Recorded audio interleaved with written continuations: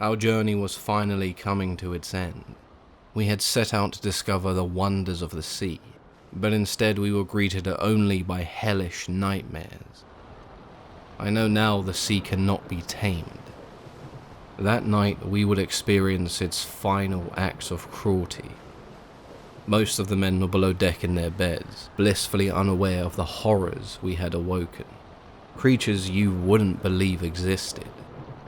But worst of all was the Kraken.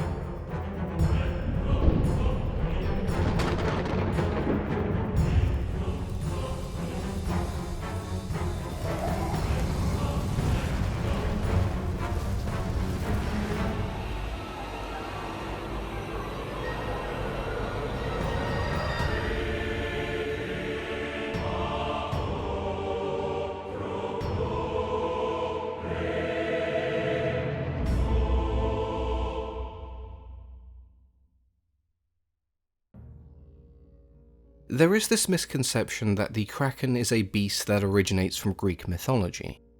But why? Release the Kraken! Well, shiny Liam Neeson pretending to be Zeus obviously doesn't help in this case. To say the ancient Greeks enjoyed sailing around is a colossal understatement, so naturally they would have many stories of monsters at sea. The works of Homer helped to popularize creatures such as Scylla and Charybdis, but neither one of these really resembles a kraken. The most terrifying of all these creatures was Cetus, a giant fish, whale, shark, sea monster thing. It doesn't really have a set appearance that we can easily identify. It's best known as the sea monster Perseus defeated when saving Andromeda.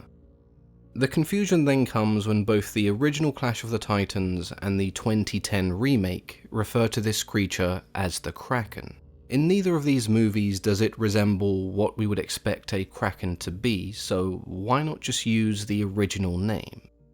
From a mythological standpoint, it doesn't really make any sense.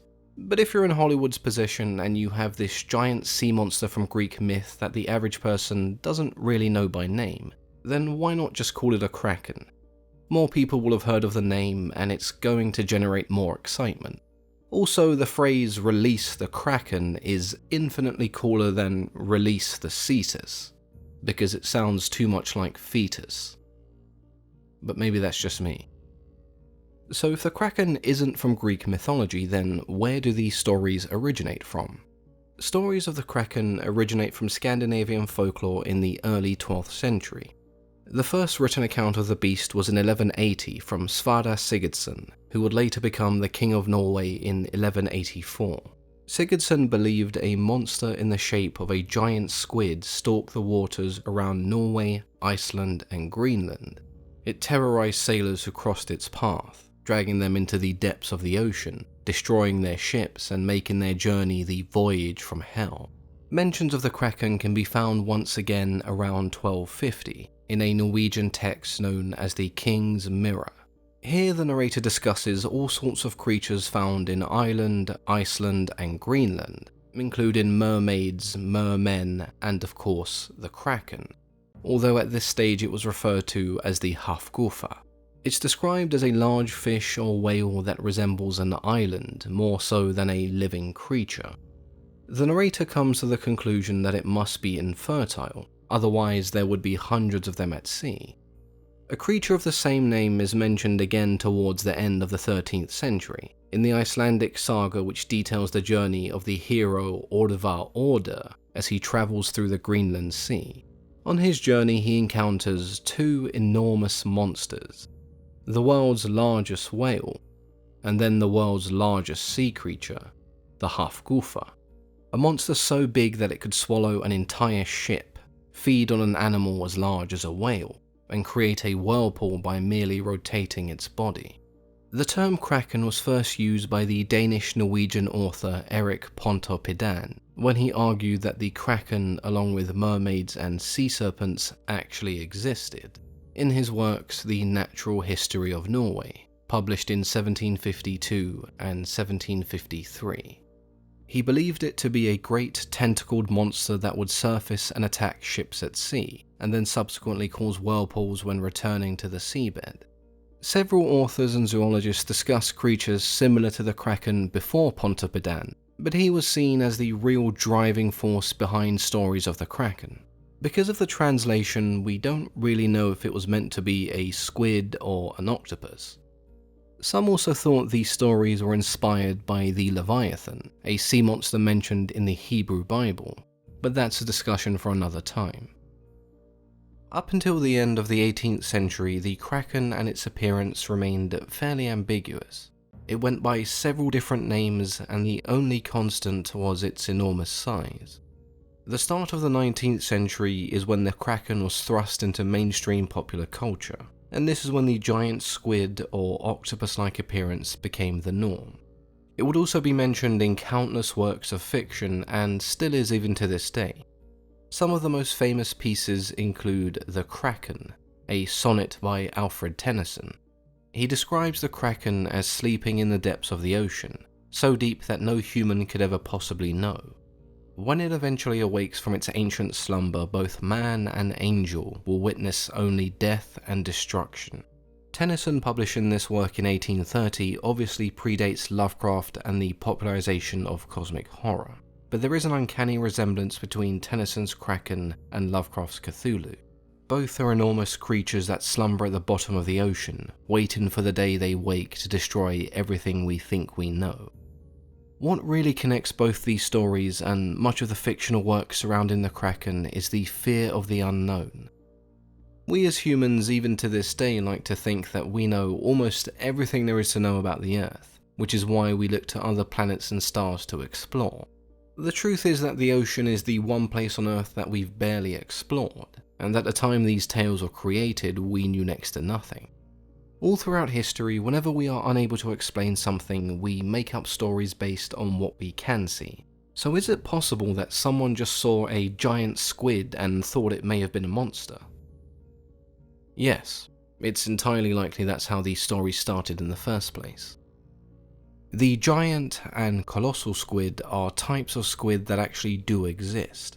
They may not grow to the size of a kraken, but they are still pretty big. The colossal squid can grow as big as 33 feet in length and weigh up to 700 kilograms, but most of them are found in the stomachs of sperm whales. The giant squid can grow bigger in size, but in overall mass is considered smaller than the colossal squid. That, however, doesn't mean it's easy food for a sperm whale. Its tentacles are lined with hundreds of teeth that can do some serious damage. When we examine sperm whales, it's pretty common to find scars from their encounters with giant squid. There is still so much about these species of squid that we don't know. To put that into perspective, the amount of giant squid we've studied and measured is only about 600, which as a sample size doesn't give us anything definitive. There may be squid or other creatures out there even bigger. The famous French writer Jules Verne mentions a group of giant squid in his novel 20,000 Leagues Under the Sea, which was published in 1870. You can see Captain Nemo and the crew of the Nautilus struggle against these giant squid in the 1954 film version, which had a lot of its marketing geared towards promoting the giant kraken-like creature. Both the 1916 silent film and the 1954 version made sure their movie posters and promotional art showed us the giant squid, and I guess that's an insight into our obsession with the kraken and creatures that lurk in the depths of the ocean.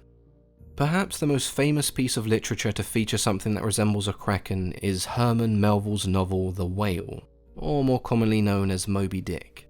Chapter 59 is titled Squid. The crew mistake a giant spectred figure for the whale, but instead it's a giant squid. They go on to explain that the giant squid are found at the very bottom of the ocean and serve as not much more than food for sperm whales. When these sperm whales are under duress or being pursued, they would disgorge or throw up the food in their stomach, which is why these giant live squid float to the surface. The chapter ends with the narrator discussing rumours of the great Kraken mentioned by Pontoppidan potentially taking the form of a giant squid. The works of Alfred Tennyson and co. inspired several 20th century authors from H.P. Lovecraft to John Wyndham, and the idea of this slumbering monster at the bottom of the ocean is one that several authors attempted to adapt. In terms of movies and television, it's only become more popular. If you have something that's loosely based at sea, or even just has some kind of water in it, then why not just throw in a Kraken? Clash of the Titans, release the Kraken. Pirates of the Caribbean, throw in a Kraken. Davy Jones, Kraken face. House of Greyjoy, Kraken. King Kong, yummy Kraken. Hotel Transylvania 3. Clearly what this movie needed was a giant singing Kraken voiced by one of the Jonas Brothers. Spectre. I don't really have a joke for this one. It just left me confused as to whether someone in the cinema had swapped out James Bond for some hentai, but sadly that wasn't the case and the people in charge thought this would be a good idea.